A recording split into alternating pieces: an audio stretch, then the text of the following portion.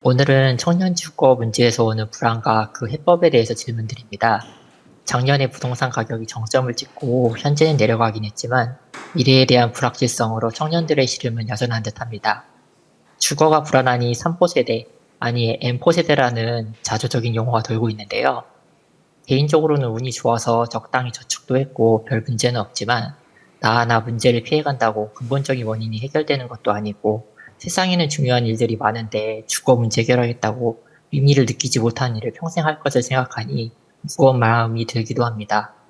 하지만 아직은 욕심이 많아서인지 지금 직장을 그만두고 다른 일을 하게 된다면 상식을 넘어서는 부동산 가격에 경제적인 불안이 휩싸여 불행해질까 두려워지기도 합니다. 또 지금은 혼자 사니까 그나마 덜하지만 부양할 가족이 생긴다면 고정 지출이 늘어날 테니 고민이 더해질 것 같기도 합니다. 저뿐만 아니라 주위에 많은 친구들이 고민하는 것을 겁니다. 청년들은 어떤 관점으로 주거에 대한 문제를 바라봐야 할까요?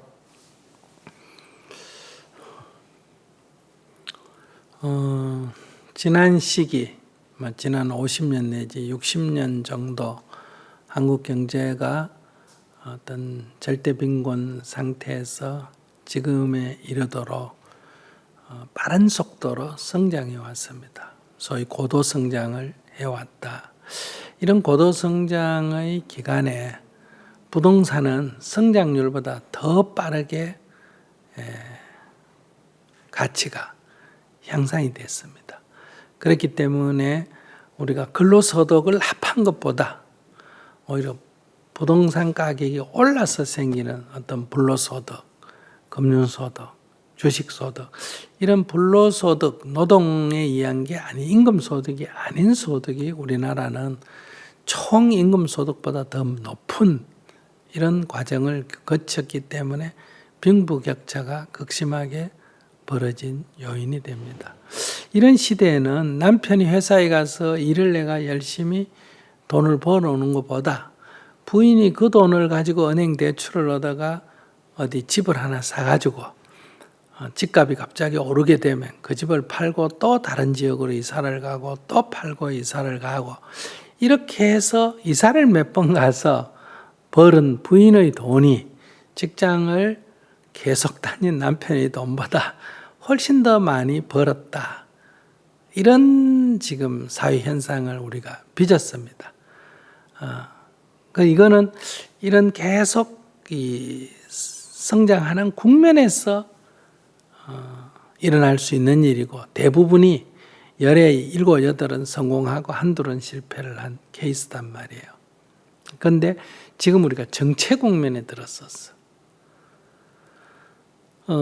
지난번에 부동산 폭등의 문제는 그것은 정상적인 상황은 아니에요. 그건 이제 비정상적인 상황이라서 누구도 예측할 수 없는 하나의 투기적 상황이다. 이렇게 볼 수가 있기 때문에 우린 그거는 코인 투기하듯이 부동산 투기하듯이 투기에서 일어난 일시적 현상이었다. 거기에 사람들이 보완해동해가지고 그것을 갖다가 폭발시켰다. 이렇게 볼 수가 있거든요. 그렇기 때문에 이제 우리 세대, 젊은 세대는 여러분들이 이제 말하는 우리 세대라는 젊은 세대는 집을 이런 어떤 투기 수단 또는 투자 수단으로 사용하는 시대는 이제 거의 다 돼가지 않느냐. 근데 앞으로 이게 또 몇 년 더 갈지 그는 모르겠습니다. 그러나 크게 외국의 사례를 볼 때 주택을 투자 수단으로 여기는 것은 사회 전체에 혼란도 가져오고 바람직하지 않다. 이렇게 생각을 해요. 그래서 주택은 주거용이지 이 투자 수단이 돼서는 안 된다는 거예요. 그런데 우리나라는 전체 개인이 가져 있는 자산 중에 부동산이 가치를 갖고 있는 자산의 비중이 워낙 높습니다. 그래서 노인 빈곤율이 40%나 돼서 OECD 나라 중에 1위라 하잖아요. 이것도 통계를 어떻게 내느냐는 문제예요. 그러니까 주로 OECD에서 통계내는 것은 주식이나 현금이나 하는 이 동산 자산을 말하거든요. 이걸로 갖고 계산하니까 꼴찌예요. 그런데 한국 사람들은 뭘 많이 가지고 있다고? 부동산을 많이 가지고 있다고요. 기성세대가. 그러니까 부동산을 다 가용자산으로 생각해가 계산하면 절반 정도로 떨어진단 말이에요. 빈곤율이. 그러니까 현금도 없고 재산도 없다. 이런 사람은 빈곤율이 20%로 떨어진다는 거예요. 그만큼 한국 사람들은 이 노후에도 이 부동산을 많이 가지고 있는 편이에요. 왜냐하면 부동산이 가장 안전한 뭐였다? 재산이었고 가치 보존을 가장 잘해주는 재산이었기 때문에 이런 현상이 생기는데 이제 우리는 이것을 좀 내려놓고 주택은 또는 다만 주거용 사는 집이다. 이건 투기 대상으로 여겨서는 안 된다. 이런 관점을 좀 가져야 되지 않을까. 이렇게 가지려면 정부가 정책을 좀 많이 바꿔야 됩니다. 다시 말하면 무주택자들에게 이 임대주택을 좀 대량으로 공급하는 정책이 필요하다.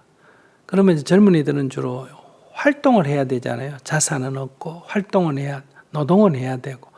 그러니까 자가용을 이용하기보다는 대중교통수단을 이용해야 되고 회사까지 근거리, 자기가 다니는 회사와 근거리에 있도록 주택을 공급해 줘야 되고 가능하면 회사가 도심에 있다면 도심에 가까운 또는 교통요지에 이 젊은이를 위한 임대용 아파트를 대량으로 좀 지어서 공급해야 된다. 그리고 만약에 월급을 300만 원 받으면 30만 원 월세에 1년치 보증금 300만 원을 내고 30만 원 월세에 살 수 있도록 하고 월급을 200만 원 받으면 같은 평수일 때 200만 원, 20만 원 월세를 내도 되도록 이렇게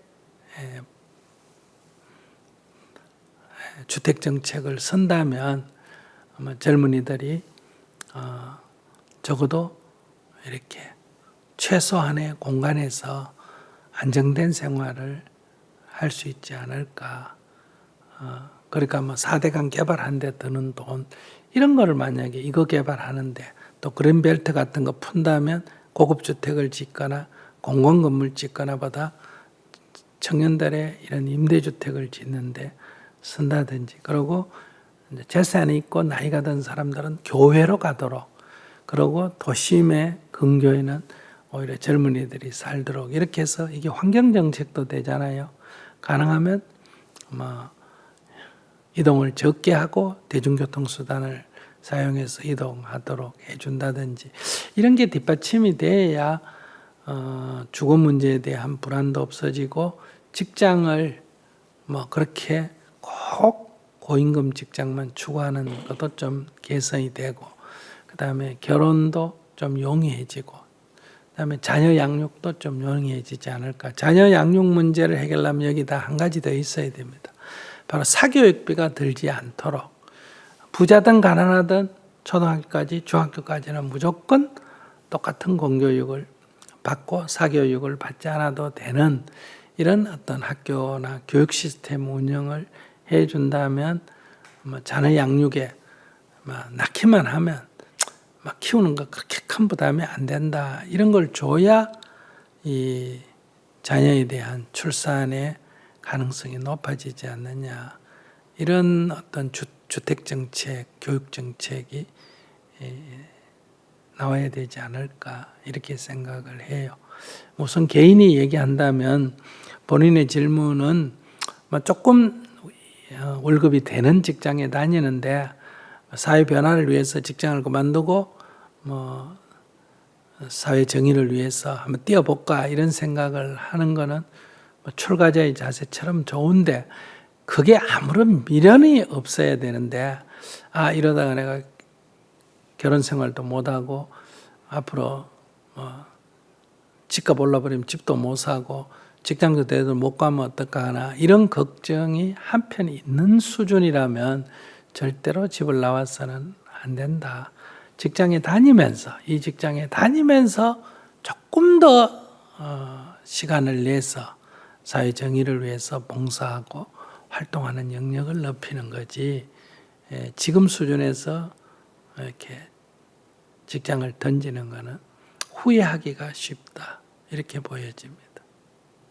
네, 감사합니다, 교수님. 네, 네, 말씀 들으면서 제 자신의 지금 상태가 어느 정도인지, 수준이 어느 정도인지 조금 점검이 되었고요. 그리고 저희가 어떤 관점을 가지고 살아야 될지 그런 부분에 대해서 어느 정도 정리된 것 같아가지고 도움이 많이 되었습니다. 감사합니다.